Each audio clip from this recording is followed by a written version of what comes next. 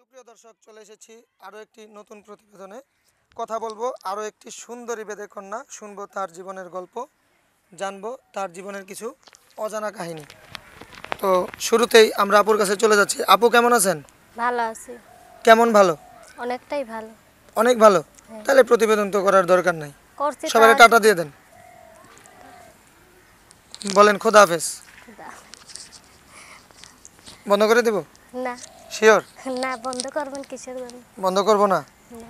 কি কারণে আজকে প্রতিবেদন আসছেন বলেন তো সবাইকে একটু। আইসি অনেকটা কষ্টে পড়েই তো আইসি। কি নাম আপনার? আমার নাম নদী। কোথায় থাকে? আমি ঢাকা থাকি। নদী তো ঢাকাতে অনেক আছে। অনেক আপনি থাকলে কোন নদী, বুড়িগঙ্গা আমি যেটা না ভাবেন, ধলেশ্বরী যেটা ভাবেন আপনি, না কামরাঙ্গীরচরের নদী, একটা হলেই হয়। ধোলাই খাল? বললামই তো একটা হলেই হয়। একটা হলেই হলো। হ্যাঁ, তো কেমন আছেন? রাখছে আল্লাহ কোনো মতে। পরিবারে কে কে আছে আপনার? পরিবারে বাবা মা আছে, ভাই বোন আছে। ভাই বোন কি আপনার বড় না আপনার ছোট? আমি সবার ছোট। আপনি সবার ছোট? হ্যাঁ। ভাই বোন কি সবার বিয়ে হয়ে গেছে? হ্যাঁ, সবারও বিয়ে হয়েছে, আমারও বিয়ে হয়েছিল। আপনারও বিয়ে হয়েছিল? হ্যাঁ। তো হয়েছিল মানে কি, এখন কোথায়? এখন বাবা মার কাছে থাকি, স্বামী তালাক দিছি, আমি নিজেই। সে আরেকটা কেন বিয়ে- স্বামী তালাক দিল, আপনি কি পারেন না? আমি নিজেই তালাক দিছি, সে কেন? আরেকটা বিয়ে করছে এর জন্য। তা আপনার কে ছাইরা সে কেন আরেকটা বিয়ে করলো? আমারকে ছাইরা বিয়ে আপনি করছে। কেন স্বামী ধরে রাখতে পারলেন না? হয়তো আমার চিন্তা বেশি সুন্দরী, এর জন্য বিয়ে করছে। কি নেই আপনার মাঝে যে আপনার স্বামী আপনাকে ছেড়ে চলে গেল? এখন কেমনে খবর, তার মনের খবর কি আর আমি বলতে পারবো?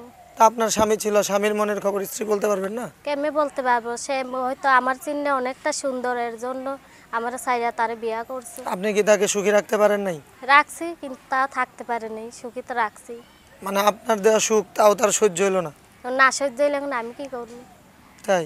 হ্যাঁ। কত বছর সংসার করছেন তার সঙ্গে? আমি 4 বছর করছি। 4 বছর সংসার করছেন? হ্যাঁ। তো 4 বছর সংসার করার পরও টিকলো না? না। তা এখন প্রতিবেদনের সামনে আসছেন, কি ধরনের মনের মানুষ চান একটু দর্শকদের বলে দেন। যেমনটাই হোক, যে খাওয়াইতে পারবো, পড়াইতে পারবো, যেমনটাই হোক।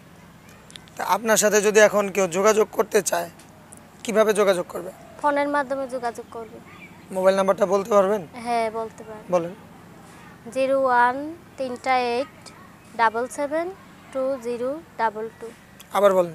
0138772022। তো দর্শক, আপনারা আপুর নাম্বারটি পেয়ে গেলেন। এই নাম্বার দেওয়ানোর মাঝখানে কোনো প্রকার অনাকাঙ্ক্ষিত ঘটনা ঘটলে অবশ্যই চ্যানেল কর্তৃপক্ষ সেখানে দায়ী থাকবে না। তো আপু, প্রতিবেদন শেষ করার পূর্বে দর্শকদের উদ্দেশ্যে কি বলতে চান?